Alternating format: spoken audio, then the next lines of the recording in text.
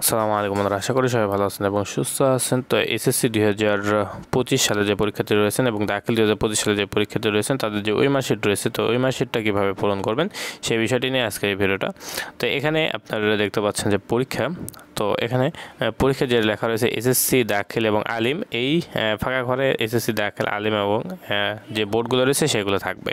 তো এখানে আপনার পূরণ করার ক্ষেত্রে যদি এসএসসি পরীক্ষা দিয়ে থাকেন সেক্ষেত্রে এসএসসি যে ফাঁকা ঘরটা রয়েছে সেটা পূরণ করতে হবে। এবং রুল নম্বর এখানে আপনার যদি 20, 21, 40 হয় সেক্ষেত্রে এখানে আপনার ওপরে যে ফাঁকা ঘরটা দেখতে পাচ্ছেন এখানে, তো এখানে এগুলো আগে পূরণ করে নেবেন। তারপরে যদি এখানে যদি 2 থাকে সেক্ষেত্রে এই যে নিচের ঘরে এখানে আপনি 2 খুঁজবেন, 2টা এখানে পূরণ করবেন। এরপরে পরের ঘরে যদি দ্বিতীয় ঘরে যদি এখানে আপনার 0 থাকে সেক্ষেত্রে 0টা এই ঘরে পূরণ করবেন। এরপরের ঘরে যদি আপনার 3 থাকে সেক্ষেত্রে আপনি 3 নম্বর ঘরে এখানে আপনার নিচের দিকে এসে 3 যেখানে আছে সেটা পূরণ করবেন।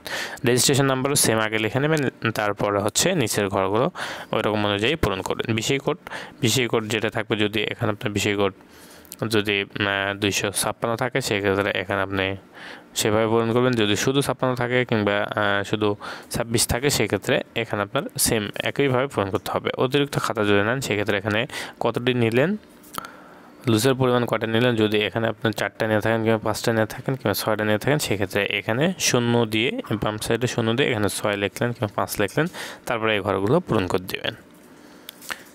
এবং এই যে ওপরে যে ফাঁকা জায়গাগুলো রয়েছে এগুলোতে হাত দেওয়ার কোনো প্রয়োজন নাই। এবং এইখানে দেখতে পাচ্ছেন মাঝখানে যে ঘরটা রয়েছে এখানেও কিন্তু আপনারা কোনো কিছুই করার দরকার নেই, এখানে শিক্ষকদের কাজ, এখানে শিক্ষকরা স্বাক্ষর করবে এবং নিরীক্ষকের যে স্বাক্ষরটা রয়েছে সেখানে তারা এটা পূরণ করবে। নিচের ঘরে কিন্তু আপনার কোনো কাজ নেই। তো এই ওপরের যে ঘরটা রয়েছে এখানেই শুধু আপনার কাজ। তো আশা করি সবাই বুঝতে পারছেন। সবাই ভালো থাকবেন, সুস্থ থাকবেন, আমাদের সাথে থাকবেন। আসসালামু আলাইকুম।